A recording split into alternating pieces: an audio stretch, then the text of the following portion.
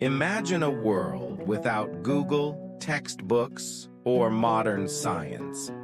Now imagine a teenager mastering medicine, astronomy, and philosophy, not just studying it, but rewriting it, before he turned 20. His name was Ibn Sina, known in the West as Avicenna, and his mind was centuries ahead of his time. This is his story of intellect, mystery, and a relentless quest for truth. Ibn Sina was born in 980 AD in the town of Afshana, near Bukhara, present-day Uzbekistan, during the Islamic Golden Age. His father, a respected scholar himself, ensured his son was immersed in learning from a very young age. By age 10, Ibn Sina had memorized the Quran, but that was just the beginning. He became obsessed with logic, astronomy, geometry, and especially medicine. He read day and night, often outpacing his teachers. Many were stunned by his comprehension. When they could no longer teach him, he taught himself. A famous quote from him: "I preferred a short life with width to a narrow life with length." Even as a child, his mind was wired to seek depth, not just duration. At the age of 16, he began practicing medicine, but not in the way most did. He was curing patients using methods that baffled seasoned doctors. His big break came when the local sultan of Bukhara fell seriously ill. No physician could figure out what was wrong, except Ibn Sina.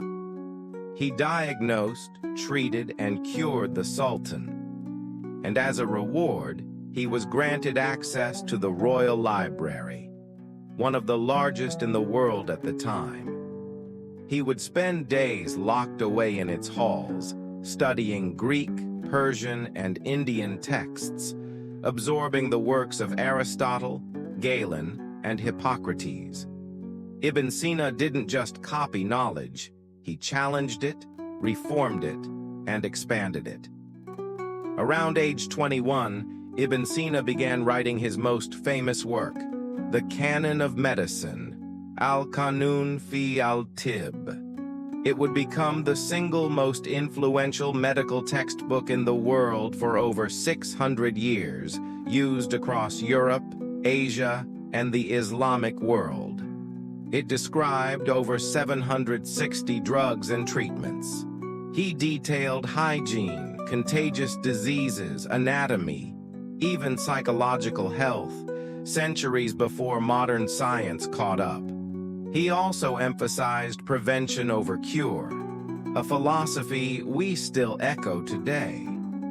What's even more remarkable, he did all of this while traveling, often under political pressure, and sometimes while in exile or danger. Ibn Sina wasn't just a physician. He was a deep philosopher, trying to bridge logic, metaphysics, and faith. One of his most powerful contributions was the floating man thought experiment. Imagine a person suspended in space. No sight, no touch, no sound, no smell, no sensations. Nothing. Yet he is still aware of his own existence. Ibn Sina used this to argue that self-awareness is innate, and that the soul exists independently of the body. He also believed that reason and revelation could coexist. Logic wasn't the enemy of faith, it was the path to understanding it more deeply.